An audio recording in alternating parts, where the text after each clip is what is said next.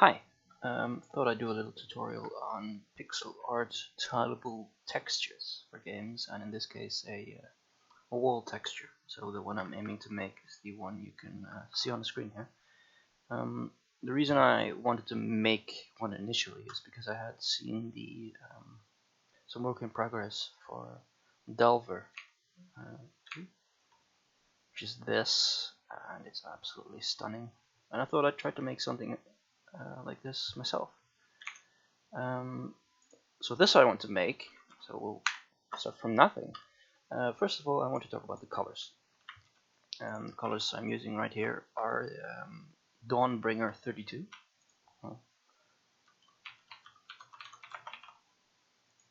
So Dawnbringer is the creator of the palettes, and it's his 32 color palette.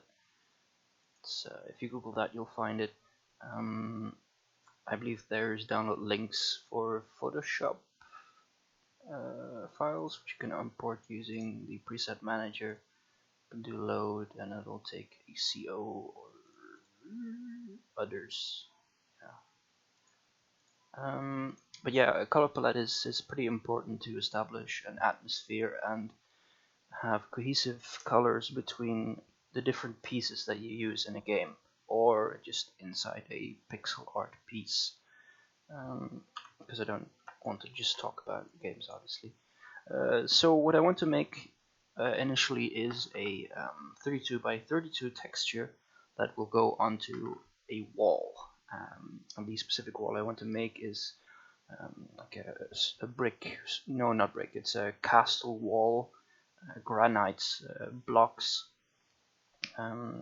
And once I have a normal wall, I want to also make a more beat down and worn texture, so I can switch between the two. So I'll start by selecting a 32 by 32 block using Shift.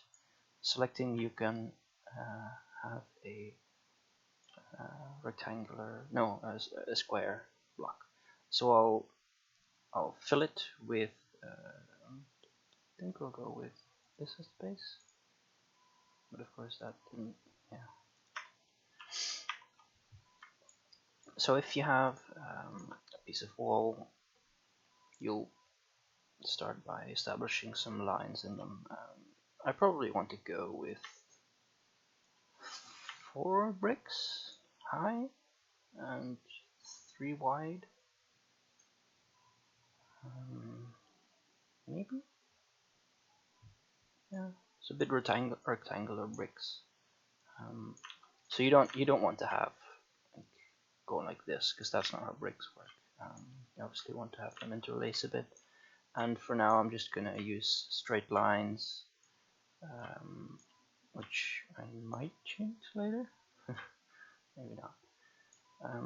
And obviously, if you want to have a tileable pattern, you need to keep in mind that somewhere you'll need to have the horizontal seam as well, where the filling is between the blocks or the shadow, whatever you're gonna make it. I actually like to have the shadow on the bottom. So I'm just gonna do that. Oh, reset. Right. So you can see these are a bit different height, which is great. So what I like to do is to create the illusion of depth and not just like flat bricks. I like to have a light coming from the top left, so it'll shine down and create on these edges. It'll create light. And what I'm doing here is very tiresome. It's on every single block, replicating the same thing. It's not very smart, is it? So how about I work on one tile instead? We'll work on this one here. So on one side it'll have light, so obviously from the other side it'll have shadow.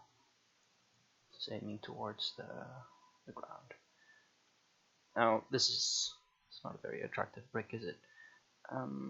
So I might want to round it out a bit, do like this. Maybe put some extra highlight on there. And to create some more depth, I'll darken the seams where the seams interconnect, or however you call that. That's already a bit better, and now I can use this color here to create that, and maybe I'll do this to make it curve around a bit, as if there's reflection from other places coming as well. Now this is this is starting to look like a brick, but it's very red. Like this is red, well, not red, but it leans towards the red end of the spectrum. This is obviously red. So if I put in some green, just put some in there. It's pretty nice looking. So let's see, maybe round this a bit more. Well, that's pretty nice. I like that. So let's see. If I replicate this to the other blocks, obviously they're not the same size. So I want to use Control and Control Alt to extend it. I'm overriding some things here of what I previously did, but I'll need to fix that, and obviously I didn't copy that. Nope. If you drag Control Alt and click, it'll replicate the layer. I should have done this with the first one. Nope. Like that. At the moment, it's overlapping the cube that I have, but I'll fix that later. Let's see. It's a bit smaller. They're all very similar right now, but I'll randomize that a bit. Let's see. Merge all these. Select my initial one, inverse, turn this back on, and delete what's outside. So this is a would be a respectable pattern. Yes.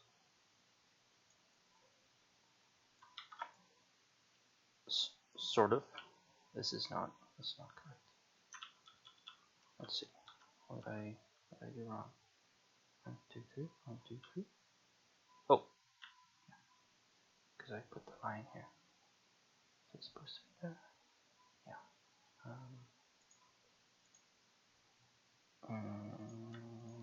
This here. And this here.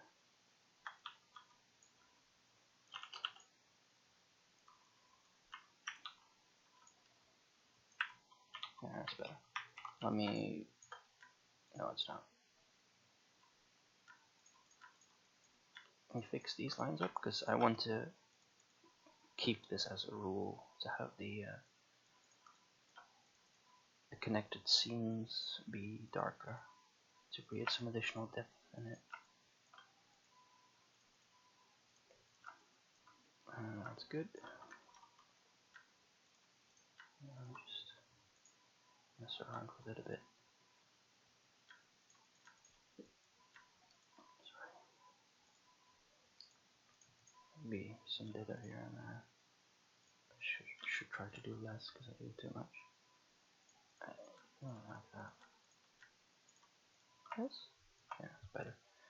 I think these are all very much the same.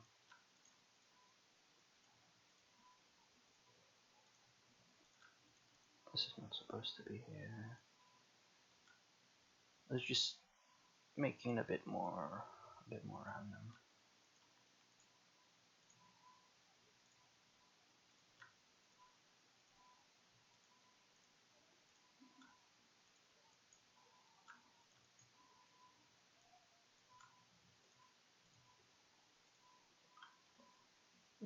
This will do for now.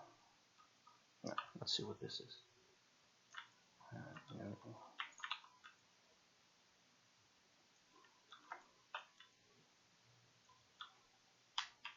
This is a nice pattern.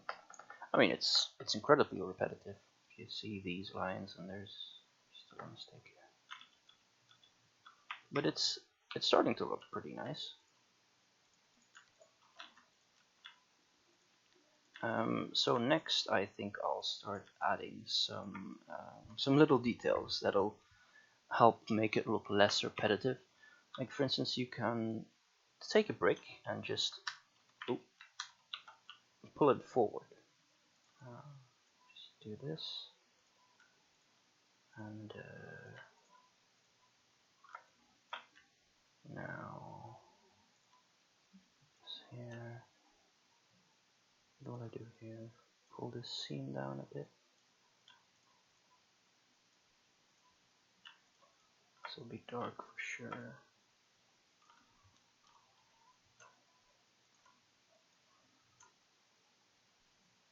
Yeah, so this brick looks like it's actually pulled forward out of the wall.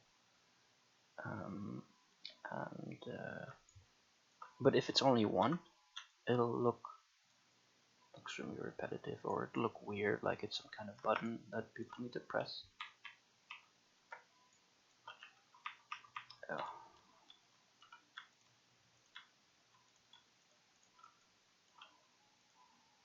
That's better. So we want to have another brick that has the same. Now I'm not really sure which one I want. I think I'll take this one, which is also wrong, but this will be interesting though, because it's a brick that is out of the borders of my normal pattern. So I'll do this, and it's this brick. Yeah, I think so. Oh, I'll pull this one out. I'll do the same thing I did with the other one. Maybe not the same. No, that's the same colors. I didn't want to do that.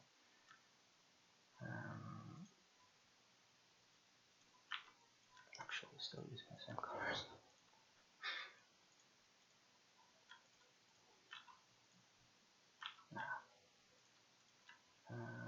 Right, this is what bothered me here. But this is, yeah, that's better.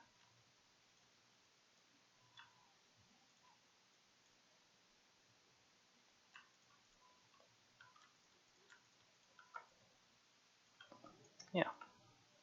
So the thing about this one is, it's actually up here. So let's give this 32. So it's this that I want to put up here. And if I take this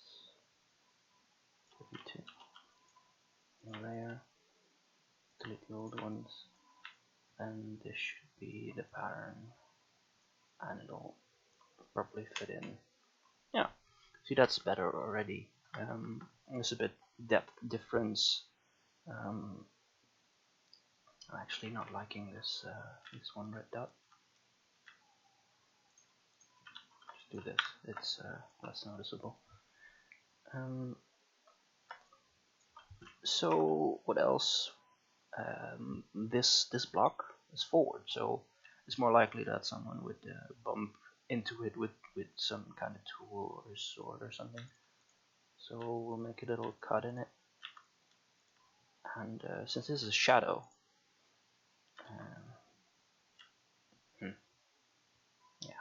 since this is a shadow, because the light comes in like this, there would be a highlight on this side. So I'll put a highlight in there,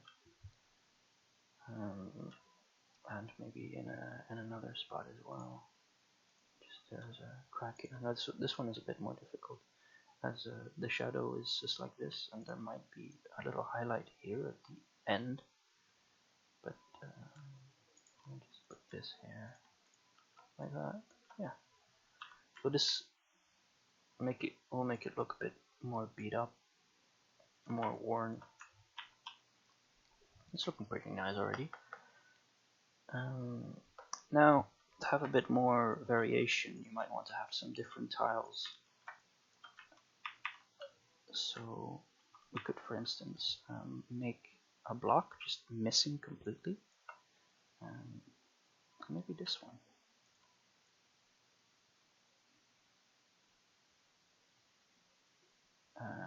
In my case, there'll be stone behind it as well. See, this would cast a shadow on this because this is deeper.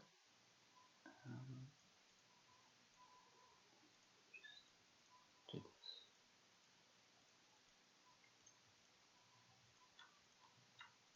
And then I'll probably have. So I have I'm using the red and the green as some sort of light. So the green is a bit lighter than the red, and then it's the black. It's not really black; it's bluish dark stuff. But and then I'll use a bit of this and maybe a few of these pixels. Hmm.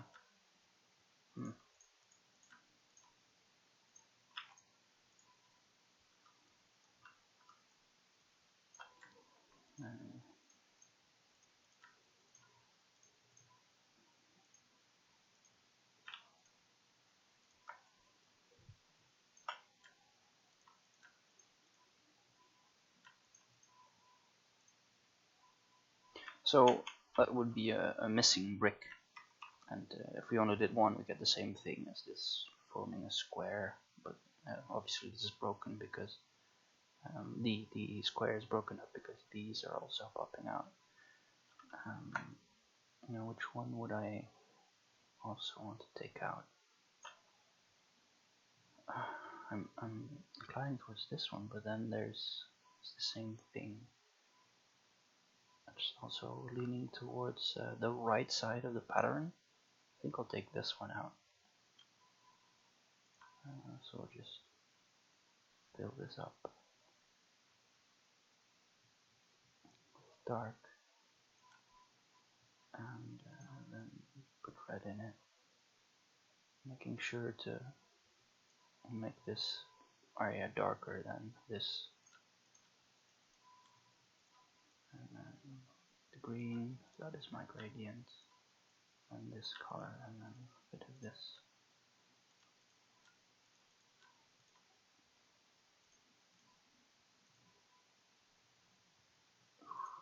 Not sure if I should be dithering this much, but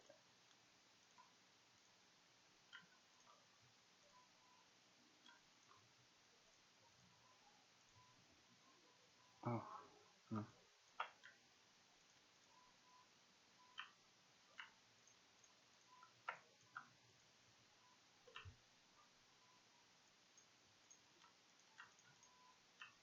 yeah,